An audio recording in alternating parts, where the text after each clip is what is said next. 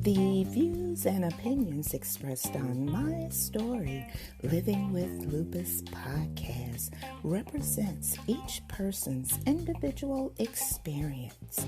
By listening to this podcast or reading our blog, you agree not to use this podcast or blog as medical advice to treat any medical condition in either yourself or others. As always, consult your own physician for any medical issues that you may be having. My Story Living with Lupus podcast is officially trademarked, all rights reserved.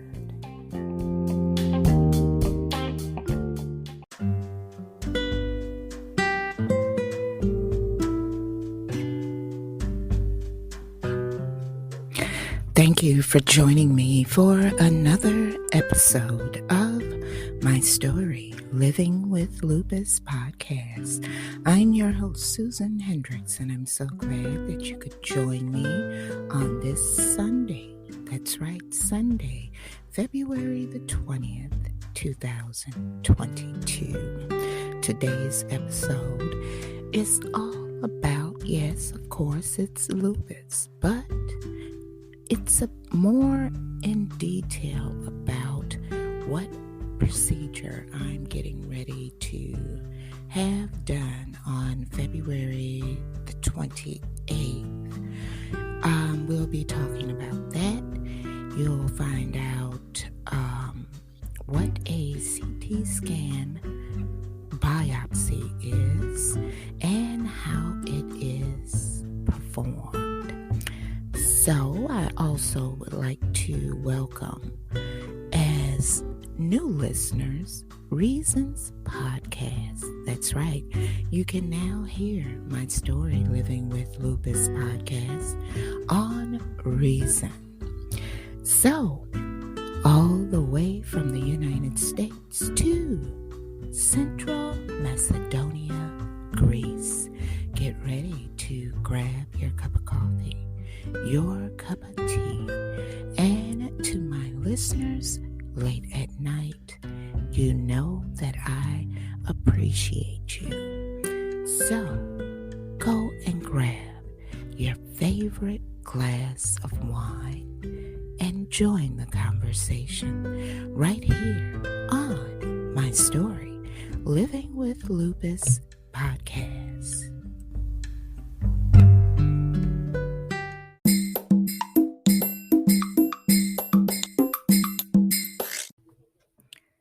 Before we get into what is happening with me and my upcoming procedure, I want to ask you a question. Do you believe that PTSD may play a role in the development of lupus? Let's see what research states about this. Individuals with a history of post-traumatic stress disorder, better known as PTSD, had twice the risk of subsequently developing lupus. An analysis of a large, diverse group of Medicaid enrollees found the prevalence of PTSD was 10.74. Well, you can say 95% per 1,000 among patients who were later diagnosed with systemic lupus erythematosus, also known as SLE, compared with 7.83 per 1,000 among controls, according to Case MD of Brigham and Women's Hospital in Boston and colleagues. After an adjustment for multiple factors, including age, sex, and race, income, region of residence, obesity, smoking, and use of oral contraceptives. The odds ratio for SLE among patients with PTSD was 2.0. The researchers reported online in Arthritis Care and Research. Exposure to trauma has been linked with multiple hormonal and metabolic changes. These alterations can, in turn, affect the immune system and inflammatory response through many potential pathways, such as cytokine production, immune cell signaling, and endocannabinoids modification. PTSD is more common among women and African Americans, which is also the case for SLE.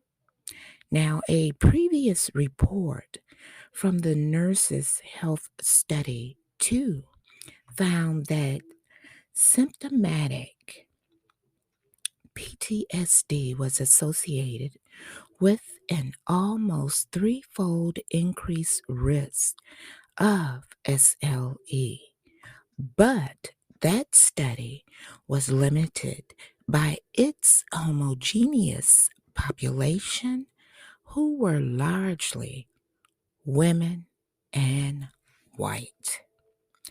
To assess the risk in a more diverse group of individuals, Case and colleagues analyzed data for Medicaid enrollees residing in the 29 most populous states during the years 2007 to 2010. Now, they identified 10,942 incident cases of SLE who were matched according to age, sex, and race ethnicity with 109,420 controls. Participants' mean age was 41, and more than 90% were women. 40% were Black, 38% were white, 17% were Hispanic, and small numbers were Native American or other. Rates of smoking and obesity were low and similar among cases and controls. The median time between the first diagnostic code for PTSD and first code for SLE was 432 days, with a range of 1 to 1,356 days. In a matched but unadjusted logistic regression analysis, the odds ratios for SLE among those with PTSD was 1.96, rising to 2.0 after multiple adjustments for potentially influential covariates.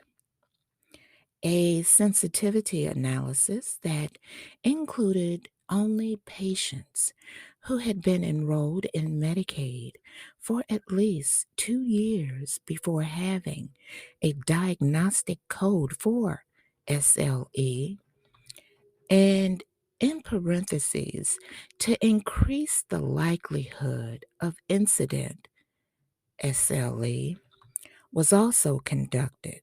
In this analysis, which included 4,504 cases of SLE and 45,004 matched controls, the prevalence of PTSD was 15.74 per 1,000 for patients with SLE compared with 9.97 per 1,000 for controls.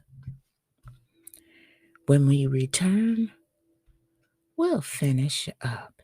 And plus, I have something to inform you about that the foundation that I formed is partnering with a group that's really special.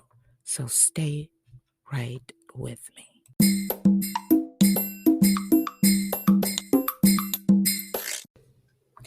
Thank you for joining me back again.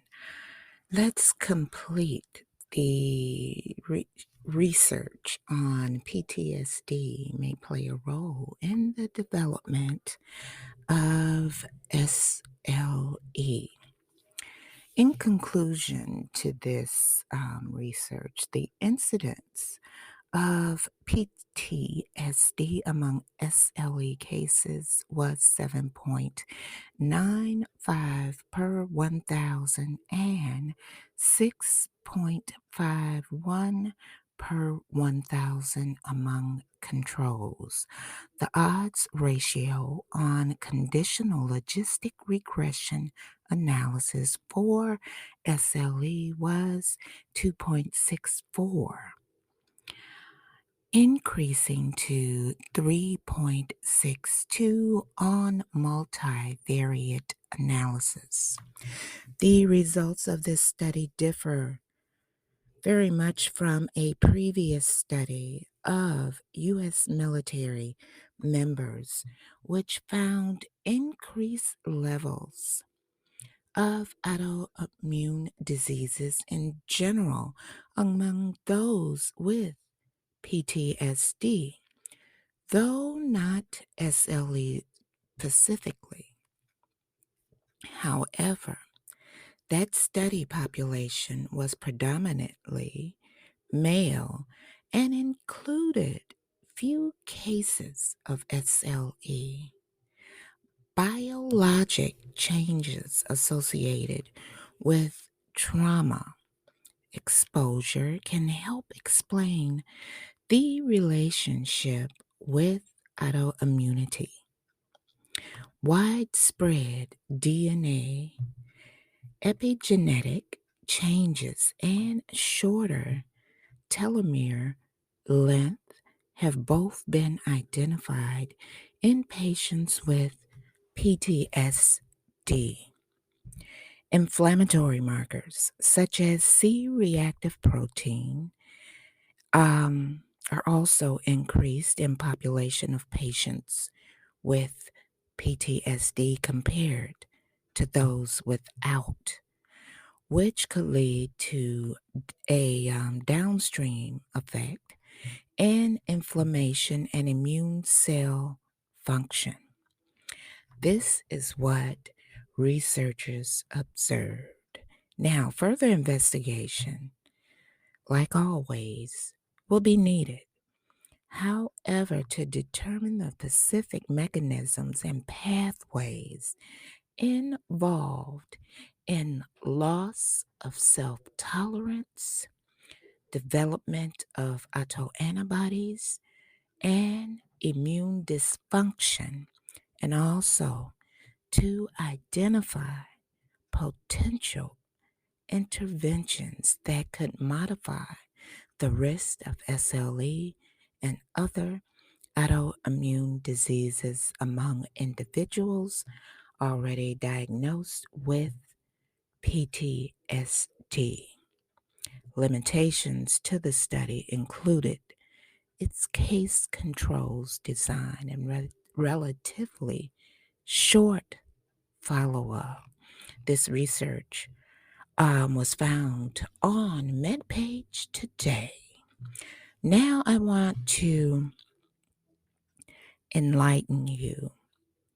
Most of you know that I formed a foundation, the Charlie E. and Minnie P. Hendrix Foundation for Chronic Illness.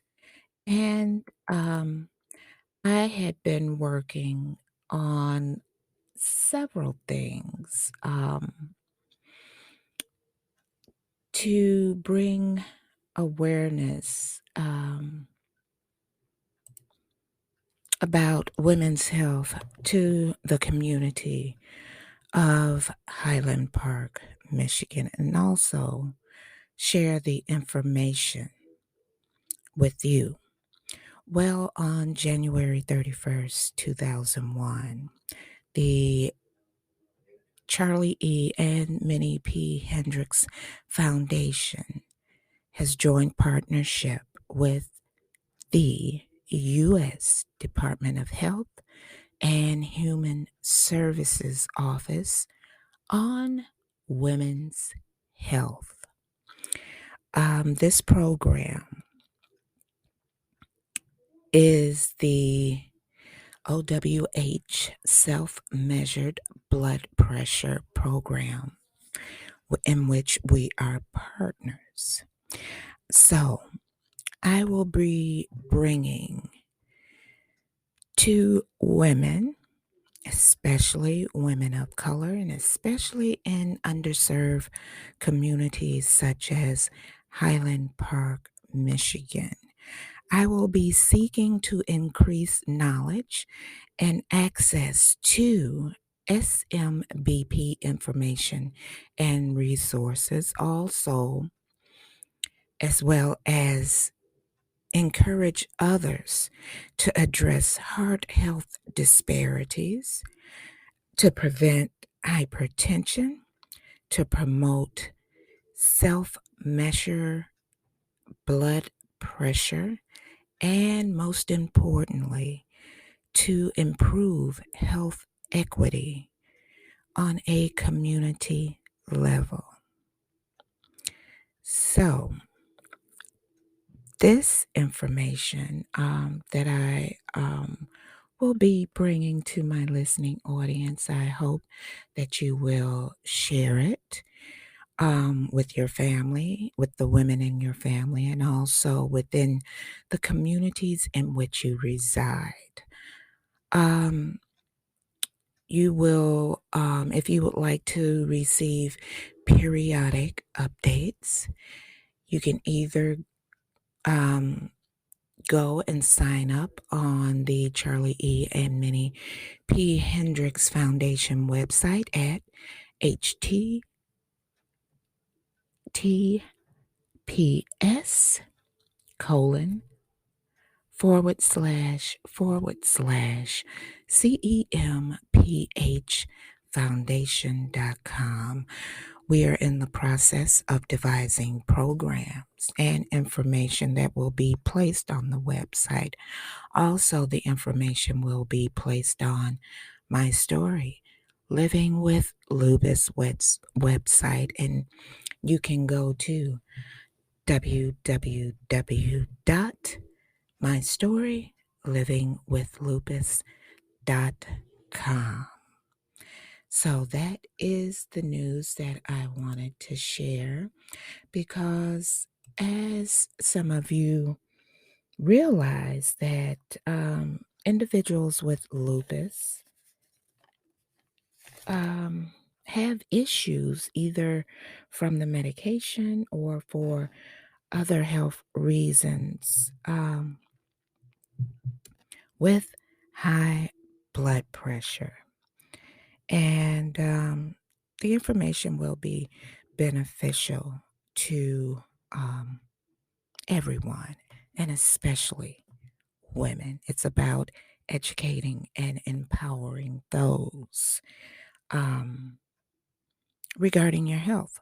Who is the best health advocate for you? It's you. So the more you know, the more you can be empowered. Now, let's get to my situation that is coming up on February the 28th. I will be at the hospital having a CT scan biopsy of my liver. As you know, if you've been listening to the podcast, I have been experiencing some very concerning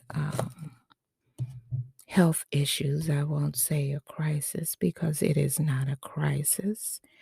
And I'm just having health issues. We know that I'm dealing with non-Hodgkin's lymphoma. And after that, I was recently diagnosed with autoimmune liver disease. Now, if you don't realize what autoimmune liver disease is, it is where lupus has attacked my liver. And my liver at this point in time resembles the liver of a alcoholic. Now, I don't drink. I never have tasted wine or had any form of alcohol in all of my years living. I know you may not believe it, but hey, it's the truth. I don't need alcohol to feel good. I feel good off of life. So I had started to notice that the fatigue was hitting me 10 times harder. I noticed that my urine had become the color of a penny. I noticed that I was having a temperature every morning when I wake up. And I'm talking not a slight temperature that those with us with lupus may have or may not have, but with me, I usually carry a low grade fever, but this was different. An individual could walk around with autoimmune liver disease and you may not know it. Excuse me, but I started noticing these symptoms occurring. And when it was time for me to go to my 3-month rheumatology visit, they were concerned and said my blood work was off the charts and that I had autoimmune liver disease, and I tested positive on top of that for celiac disease. So now I'm dealing with non-Hodgkin's lymphoma. I've been dealing with gastrointestinal issues where lupus was attacking my gastrointestinal system. Now I'm dealing with autoimmune liver disease and possible autoimmune hepatitis and a positive result for celiac disease.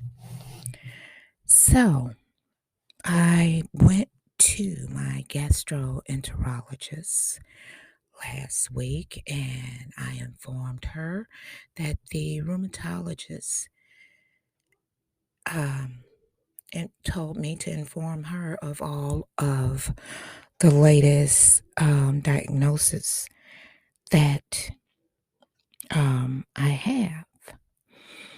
And she went through her records and she said, Susan,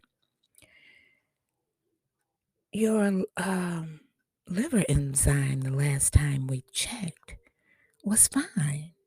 And you checked negative for the celiac disease. And she said, tell me your symptoms again. So we went all through it again.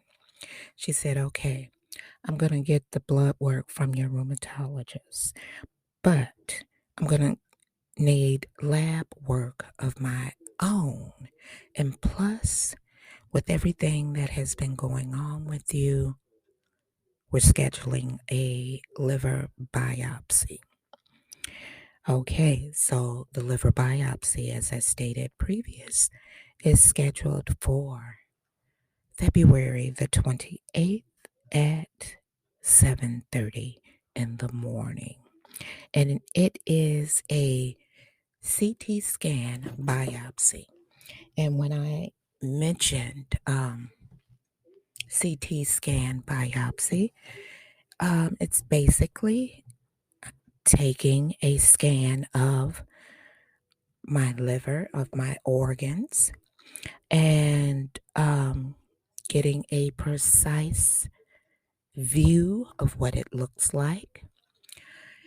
Then the physician will insert a needle into my abdomen area of where my liver is, and they will take a piece, a snippet, I call it, of my liver out to be examined and to come up with a definitive diagnosis. Okay, I have no gallbladder. That had to go. So now we're working on my liver and everything else that is going on with me. Now, with a CT scan biopsy, I don't know if I will be admitted into the hospital for overnight observation due to I have a little issue with my blood. I have antiphospholipid syndrome, and that means my clotting factor. And they have to be really careful. So I don't know if I will be spending overnight or will it be on a outpatient basis. My family does not want me in the hospital at this time overnight due to COVID. That's right. But as usual, whenever I am admitted into the hospital with everything that has happened and that has been going on with me, I am segregated from the rest of the patients in the hospital. I'm placed in a private room. And yes, I still have to wear a mask. So that's that. So we'll see. But yes, they're trying to get a definitive diagnosis, and I'll basically also to see if there is any cancer in the liver. besides the autoimmune liver disease. And just to let you know that there is no cure for autoimmune liver disease. I will be placed on a donors list for a liver transplant. So we have to deal with that. And plus, the gastroenterologist informed me that she could not give me any medication at this time. She couldn't do anything for me until they get the results from the liver biopsy. Am I feeling my best? No. Do I still have a temperature? Yes. My temperature this Sunday morning, was 100.7. And also now I am experiencing pain in the area of my kidneys. So I don't know now if I have kidney involvement, but I have pain in the lower right quadrant, in the back of my kidneys, where my kidneys are located. So I'm dealing with that. Also, I plan on filming what I can and placing it on the My Story Living with Lupus YouTube page. But due to regulations in the hospitals, I can only do so much. But I will try to record what I can of my journey on the liver biopsy on the 28th. So that is what's going on with me. And I also just want to make clear that each individual who has lupus will not experience the same symptoms at the same time. Lupus, and I've been saying this for the last 3 years that I have been doing this podcast, is not a one-size-fits-all illness. I don't say disease, I say illness. And the type of lupus I have is SLE, and it is attacking my internal organs. Now, some people may say, well, she doesn't sound like she's sick. She doesn't act like she's sick. She doesn't look like she's sick. And the reason why I'm saying this portion right here is because we had a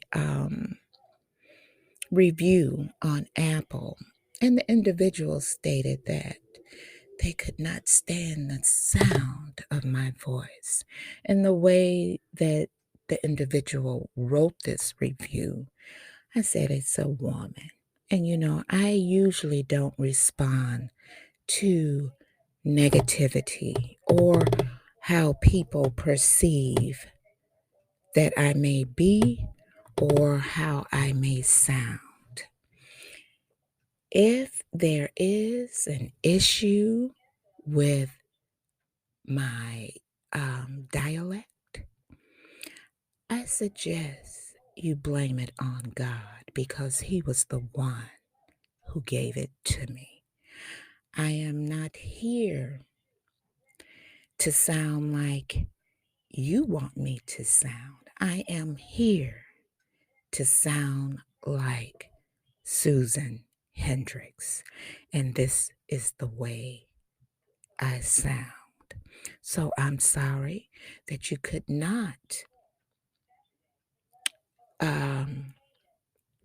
listen to the podcast and gain insight on individuals who are dying with this illness. So sorry for that. But I am pleased that you tuned in to listen, not to the facts, but you listen to a person who has been conquering this illness since the age of 5. That's right, 5. So, sorry that you don't like the way I sound. That's why you have the opportunity to listen to who and whomever you like. That's what freedom is all about. So you guys stay with me and I'll return with some closing remarks.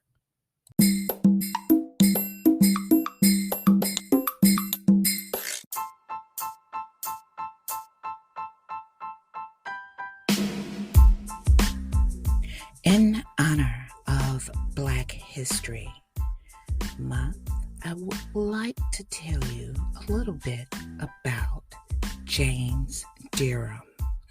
James Durham never received a medical degree, but he is considered the first Black physician in the United States. Born in Philadelphia in 1762, Durham was taught to read and worked with doctors. By 1783, Durham was still enslaved, but he was working in New Orleans with Scottish physicians who allowed him to perform various medical procedures. Soon after, Durham purchased his freedom and established his medical office in New Orleans.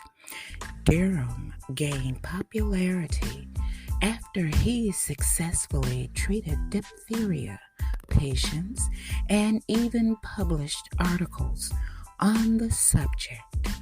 He also worked to end the yellow fever epidemic, losing only 11 out of 64 of his patients. By 1801, Durham's medical practice was restricted from performing several procedures because he did not possess a medical degree. James Durham was recognized as one of the first Black physicians in the United States, and that is a moment in Black history.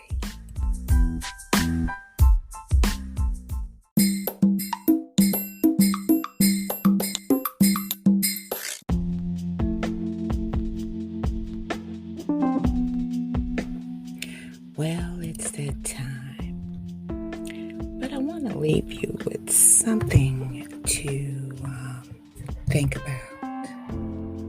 You know, words hold powerful vibrations. See, I'm all about positivity and keeping that negativity out. But sometimes you have to address the negativity and keep it out. Thoughts hold even more powerful vibration. This is why positivity can be extremely healing and beneficial. Now, you know, we all tend to go through rough patches in life.